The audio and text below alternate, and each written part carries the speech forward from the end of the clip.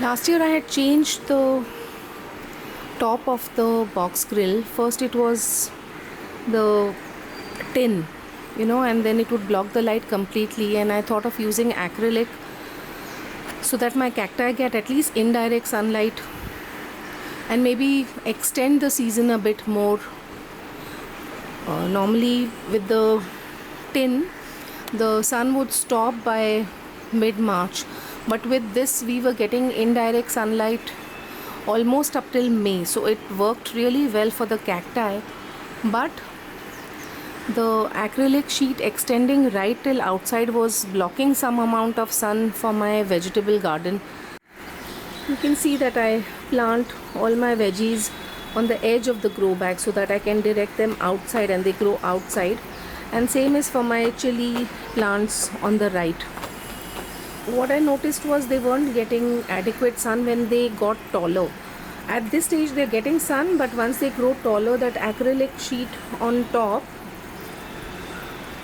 was blocking the sun. So what we did is we have cut the sheet a bit. The frame is still intact, so now there is going to be sun when the plants are getting taller, and you can see now the plants have reached from the lower level, they have come up. Earlier they were at the bottom and you couldn't see them, but now that they've come up, they need to be supported. All these years what I've done is I've been just tying it up to the grill as they grow. But this year what I thought is, since I have that frame vacant outside, I have hung a double twine. You can see it hanging down, and I'm going to tie it at that level over there, and then use the twine to kind of weave the plants in, as one could call it. So it'll be even more on the outside, and it'll be away from my cacti here, and have more circulation of air in between the leaves, and so I think that it should work out better. So just let me get this tied up and then I'll show you what I've done. So let me show you what I'm doing at the top. So what I've done is I've taken a double twine like this, and when I reach the frame, I am passing this through the frame and pulling this one out, so it becomes an automatic knot over there. What I'm doing is I'm holding the loop like this and passing the rest like this and pulling it out. So then this is a secure knot on top, and I think that this double twine should be able to support the plant. So you can see here I've tied this up, and then the entire twine has to be dropped down on the outside, and then I'll catch it from down and tie it. With one hand this is a bit difficult, so the video is going to be a little bit shaky, and I hope you all don't mind that.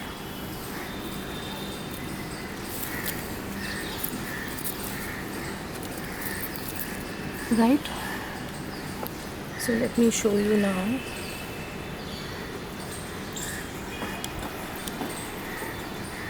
Here is the twine, and I will tie it up over here.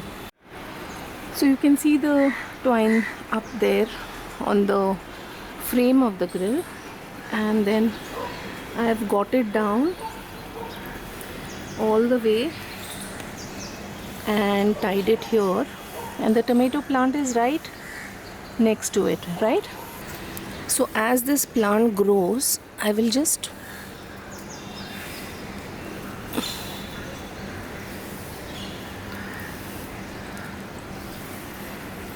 put it around this, weave it around this, and so it will grow away from the grill.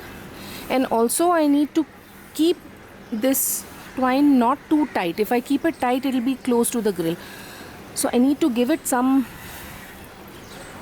looseness so that it will be on the outer side.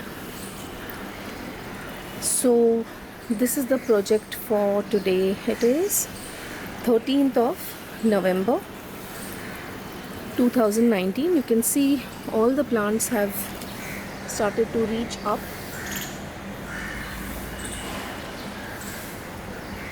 And then there is one here on this side. This one doesn't have a frame where I can support it on the outside, so this one will be tied up to the grill as I normally do as it comes up. And to do any kind of work on the tomato plants, as you know, all my cacti are here, they are placed on this grill, so I have to remove everything and get it inside. There is still work in progress here, and I have got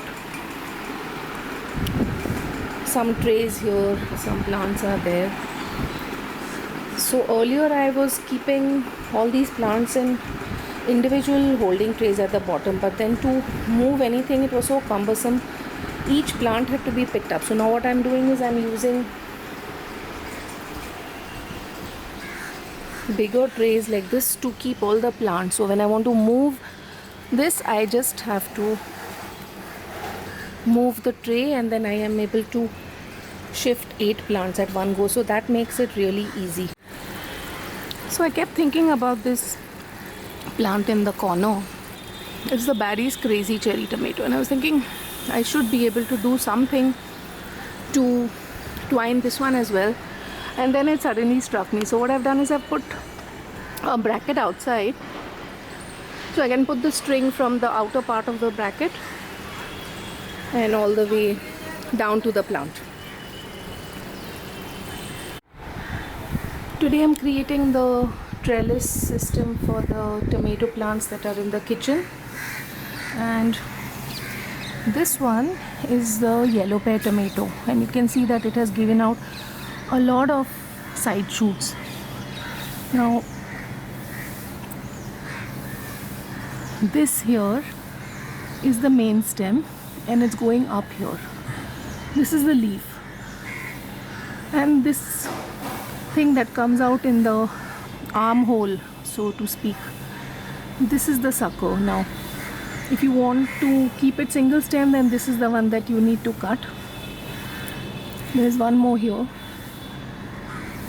This one needs to be removed, and there are many more.